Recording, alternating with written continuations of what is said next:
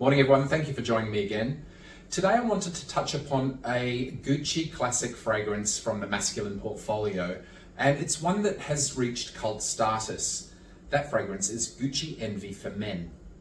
Now Gucci Envy for Men has not reached cult status without good reason.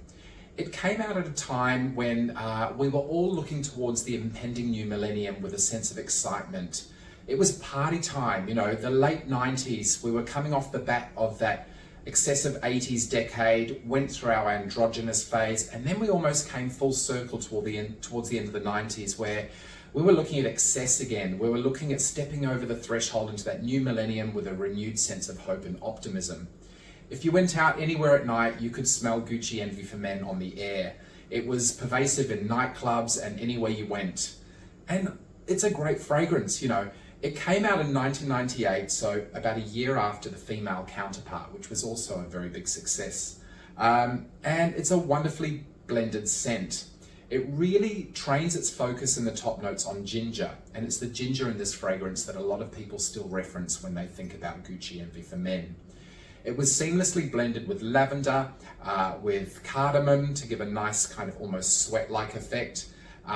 There were other notes like pepper, Jasmine, rose, carnation, vetiver, mandarin, complex notes with leather and patchouli in the base as well. So yeah, a really interesting, rich fragrance, and one that was very diffusive, one that people would smell straight away and be drawn to. It has been discontinued, of course, and prices are creeping up there. For a 50ml bottle these days, you can probably expect to pay anywhere from $350, $400 to maybe $500, and for 100ml anywhere from $450 to maybe $600 or $700 even. But you know, to me it's worth every drop. It's one of those fragrances that really revived the Gucci brand. Tom Ford was at the helm as creative director, and he did so well to renew the interest in the brand that had sort of lamented since the late 80s, you know what I mean? Between 70s and 80s, it kind of dropped off in popularity, and Tom Ford was brought in, and he bought his Midas touch. Whatever he touched turned to gold, and when he renewed and resurrected the Gucci perfume portfolio with scents such as Gucci Rush and Rush for Men and Gucci Pour Homme No. 1 and Gucci Envy, it really trained the world's eye to the beauty of this brand. It was only when Frida Giannini stepped in afterwards that she kind of destroyed all the hard work that Tom Ford had made. And I kind of detest her for it, but that's just me. Nonetheless, Gucci Envy you can still find online. There were two formulas. It was heavily reformulated not long before it was discontinued. So you'll often find Gucci with very distinctively different colored juices.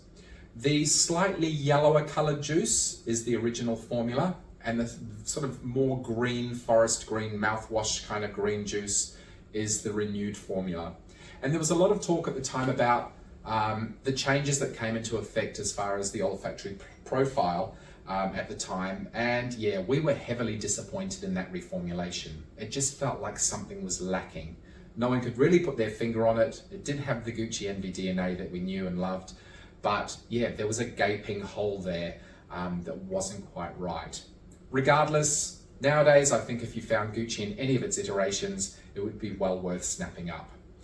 It is an iconic fragrance for very good reason, and for that reason, yeah, if you have a bottle, it's a good thing to hang on to.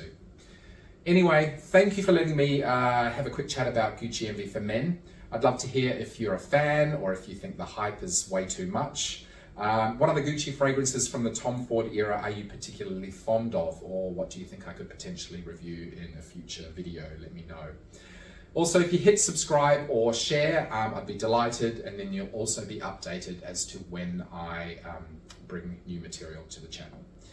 So thank you very much for joining me. I'm going to spend the rest of the day floating on this fabulous luminous green cloud of the 1990s, and I'll catch up with you very soon.